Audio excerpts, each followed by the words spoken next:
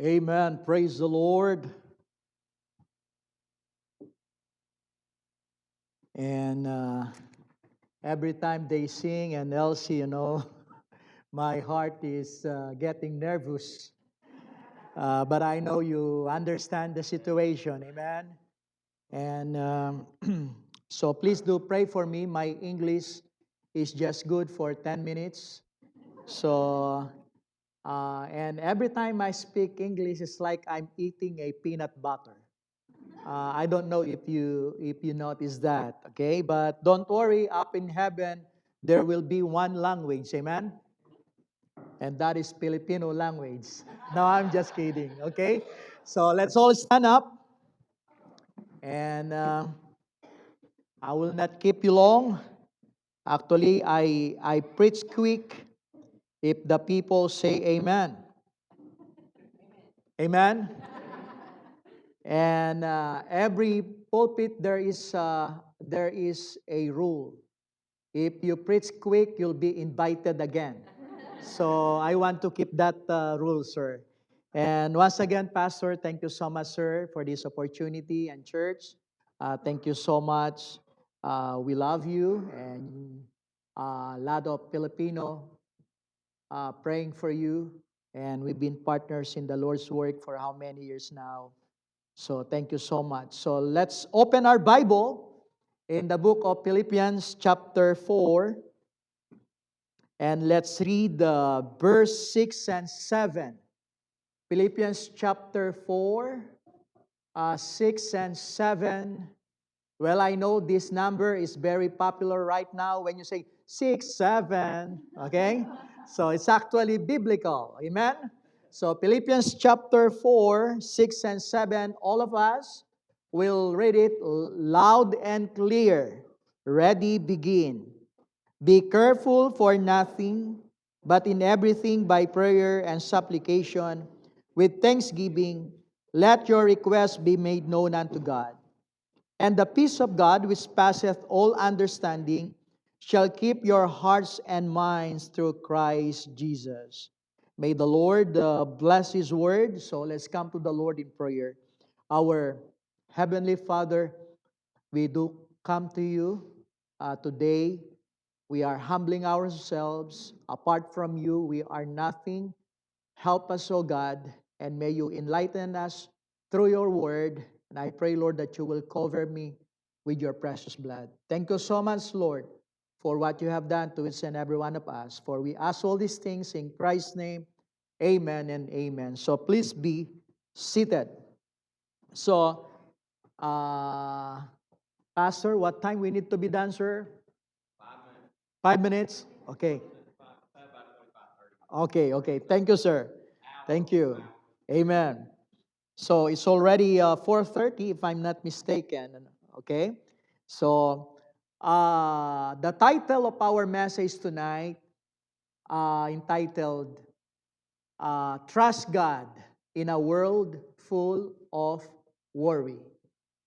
Trust God in a world full of worry. Can you say that with me? Ready, begin. Trust God in a world full of worry. One more time. Trust God in a world full of worry.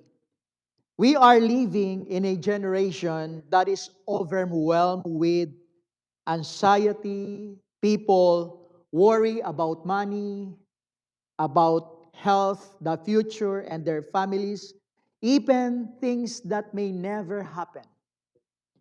Worry is like a rocking chair. It gives you something to do, but it doesn't get you anywhere. That's worry. Paul, writing from a prison cell in Philippians chapter 4, gives us one of the greatest teaching in all the Bible on how to overcome worry and live in peace. If anybody had reason to worry, it was Paul. Okay? Yet, he writes about joy, about peace, and trust. Amen? We can say that worry is natural, but it is not God's will. Okay? It is not God's will. So, today we're going to contrast worry with the word trust. Okay? So, the problem is the word worry. According to Philippians chapter 4, verse 6, be careful for nothing. So, the word careful there means full of care, anxious, worried. So let's break down what worry looks like. Okay? So I got an acrostic word for the word worry. So W stands for weighing problems too heavily. What's the letter W? Weighing problems too heavily. We take a problem and then we add weight to it. Okay? A small issue becomes a giant burden. That's worry. Okay? So, this is the truth. God never intended you to carry what only He can handle. And what's the letter O? O, overthinking what may never happen. That's worry. Okay? We imagine the worst scene or worst case scenario. We use this, what if I lose my job? What if I lose my health? What if these things will go wrong? So we think about the worst scenario. But you know, my brethren in Christ, 80% of what we think may never happen. So worry is overthinking what may never happen. And letter R, restless thoughts that disturb peace. Your body may be still, but your mind is running marathons. Okay? You may lay down at night and suddenly your brain says, let's review every bad decisions since 1997. Wow! Woo! So, R stands for replaying fears again and again. Is that you? Can you say to your neighbor or to beside you, are you that person replaying fears again and again? Okay? So, worry is like hitting replay on fear. You relive the same thoughts, the same fear, the same scenario, the same anxiety over and over again. And what's the letter Y? Yielding to anxiety instead of trust. So instead of giving it to God, we surrender to worry. We let anxiety take control. But Paul says, be careful for nothing. That doesn't mean ignore reality. It means don't let worry control you. Okay? So that's the problem. Worry. Now this is the solution. What's the solution? Trust. Amen? Trust. Now Paul gives us the cure. What is the cure? So I got an acrostic word for the word trust. So letter T stands for turn your worries into prayer. That's the cure number 1. Philippians 4:6, in everything by prayer and supplication, let your requests be made known unto God. Okay? So turn your worries into prayer. Don't carry it. Pray about it. Okay? Big problems, pray. Small problems, pray. Confusing problems, pray. So each of us here tonight, we have what we call ups and downs in life.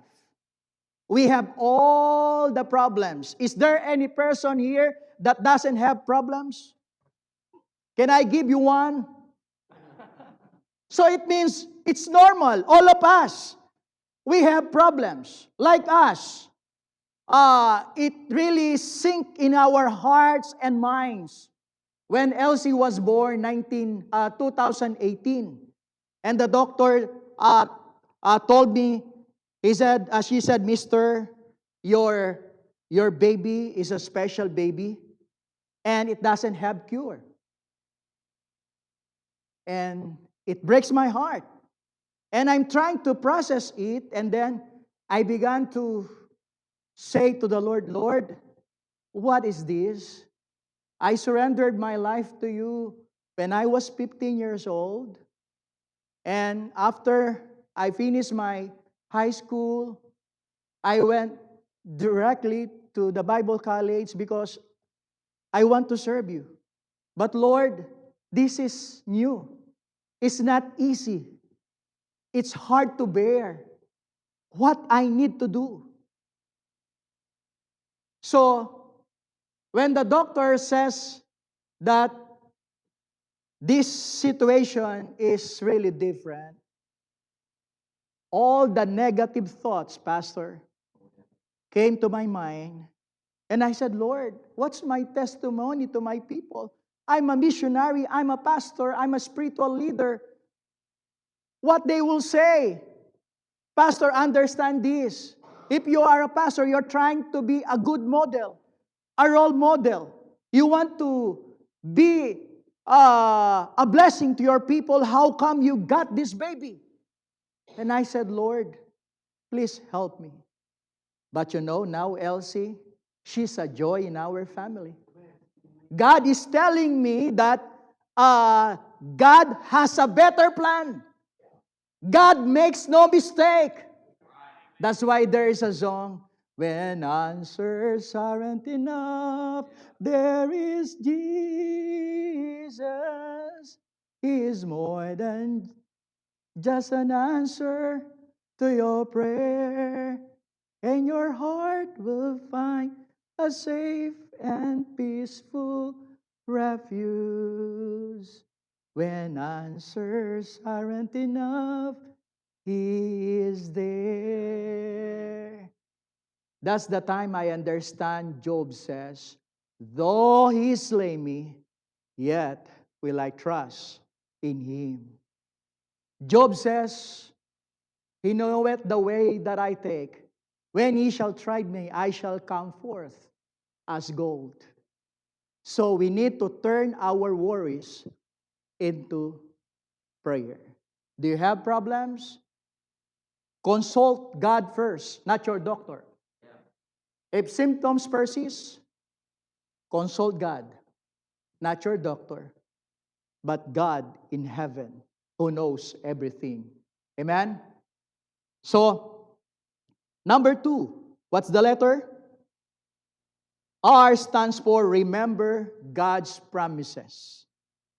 Remember God's promises. Every time you are discouraged, what's the steps we are doing as a Christian? Do we remember all the negatives, all the past that we did, or we remember all the promises of God? The best thing to do and the best thing to fight Satan is to remember all the promises of God. Because they are guaranteed that God will fulfill it. Amen? When Satan is tempting you, oh, you're not saved. You're just a member of a church, but you're not saved. You can quote a lot of verses in the Bible, and you can say, I am saved because the Bible says, for God so loved the world that He gave His only begotten Son, that whosoever believeth in Him, what? Should not perish but have everlasting life. And the Bible says, when you receive the gift, the Bible says, for the wages of sin is death, but the gift of God is eternal life through Christ Jesus. Amen? So it means, it's not our words, it's God's word. Remember God's promises. When our first church was burned down, literally, that's exactly Mother's Day, May 9, sir. May 9. Okay? That's Sunday. So when the entrance of the choir, then there is a power interruption. In a few seconds, we lost everything. But we thank God, nobody hurt.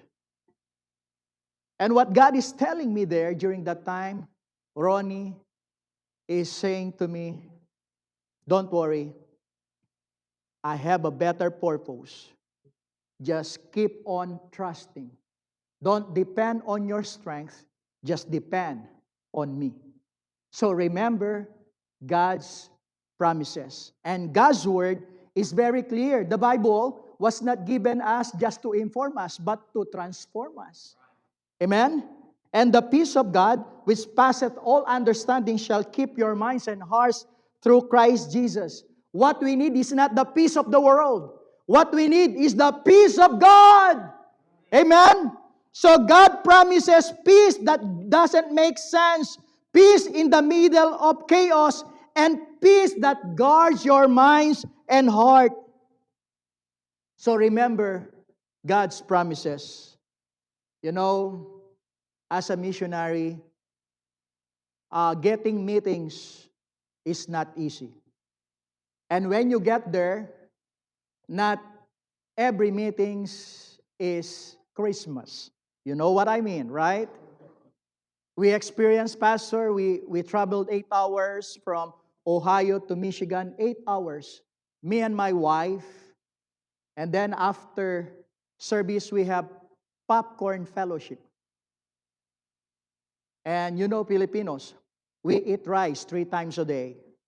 Not popcorn 3 times a day, but rice. And then after that, they gave us $25. And then one time, me and my family, we experienced TFC. You know what is TFC? Not KFC. I know that's popular to you. TFC means thank you for coming. Nobody gave us. The church doesn't give us. No church people gave us. And I said, Lord, I'm traveling with my family. We're all 6. But you know, God kept on telling me, just have faith. I will do something for you you will not forget. You know Joshua chapter 3 verse 10? The Bible says, sanctify yourself, for tomorrow the Lord will do wonders among you. What God is kept on telling me, trust Him. Don't trust the earthly things, but trust Him. Amen? That's why we need to remember God's promises. The Bible says in Philippians chapter 4, but my God shall supply all your need. So let us trust His word. So U stands for understand God's control. Okay? Understand God's control. We cannot control everything. Remember that? There is a pastor, he says, on his congregation, he said, is there a husband here that controlled by their wives? You sit here. So 20 men, there's 19 men sit here, but one still remain. And the pastor says, wow, congratulations, brother. How come you still here? Well, my wife told me I need to stay here. Well, what I'm telling you is this, my brethren in Christ. God is still in control. And we need to understand that. Because the Bible says in verse 11, not that I speak in respect of want, for I have learned in whatsoever state I am therewith to be content. So Paul understood God is in control, even in prison. Nothing touches your life that doesn't pass through God's hands first. God doesn't say, huh? God will not be surprised because God is in control. Let us understand God's control. And S stands for seek God's kingdom first. What the Bible says in verse 8. Finally, brethren, whatsoever things are true, whatsoever things are honest, whatsoever things are just, whatsoever things are pure, whatsoever things are lovely, whatsoever things are of good report. If there be any virtue and if there be any praise, think on these things. Amen? So it means we need to seek God's kingdom first. The true mark of a saved person. We have what we call kingdom mindset. Don't misunderstood this. I love Baptist church. I got saved through Baptist church. Okay? So, but being a member of a Baptist church doesn't guarantee that you will go to heaven. Maybe you just have religion and we're just being religious. What we need is a personal relationship with Christ. Amen? So before I was a bondslave to the world, the flesh, and the devil. But then God saved me. I have a new master now. The Supreme Court of the Republic of the Philippines did not set me free. The Lord Jesus Christ, the eternal Son of God, set me free. I belong to Him. I'm a servant to Him. I belong to the King, King Jesus. Amen? So we need to seek God's kingdom first. So if we understand that, we understand the word, it's a great privilege to serve God. It's a great privilege to be used by God. This is the process. When God saves you, He will transform you and He will use you. Amen? That's what God wants us. So as a Christian, do we have that kind of priority? The Bible says, but seek ye first. So seek God's kingdom first. And last thing, what's the letter? T. Thank God in everything. I just want to give you a short history about Philippines, how we got saved. Okay? You are the first country who sent missionary in our country. And my pastor got saved through American missionary. And my pastor is the one who brought my mom to the Lord. And when my mom got saved, she brought us in a Sunday school class. I got saved because a Sunday school class led me to the Lord. Now, I got two brothers that are pastor too. Okay? And after 18 years of praying, my dad got saved too. So if you have unsaved loved ones and you kept on praying for them, you kept on witnessing to them, don't quit. Surely God will answer your prayers. And I thank God because of you, okay, we learn God's word, we learn to love souls, we learn to value people because you brought the gospel. We are so grateful to this country who really cares and loves our souls. And you know, my wife, she's a PK. Her dad is a pastor too in the Philippines. And my two brothers, brother-in-law, are pastor too in the Philippines. And you know, on their family line, we have now 100, more than 100 preachers. Church, I just want you to imagine, to understand what you did, what you sacrificed, what you gave. Amen? So we thank God for you. That's why there is a song, thank you for giving to the Lord. I am alive that was changed. Thank you for giving to the Lord. I am so glad you gave. Imagine, we'll not be here, Pastor, if we are not Christian, if we are not missionary. Who are we? But we come to know the Lord Jesus Christ, and now we have brothers and sisters in the Lord like you. Amen? And thank God, God doesn't look to the color of our skin. As far as I know, God only knows one color. And that is the color of the blood of our Lord and Savior, Jesus Christ. That's why we're brothers and sisters in the Lord. And someday up in heaven, Faith Baptist Bible Church, you'll see many brown-skinned Filipinos. And they will handshake you, and they will hug you. And one by one, you will hear your name. Pastor Joe Smith, brother, sister, you're the reason why I am here. Because you gave, I am here. Your labor is not in vain in the Lord. So church, pray for us. We are not here for vacation. We are here because there is a great need.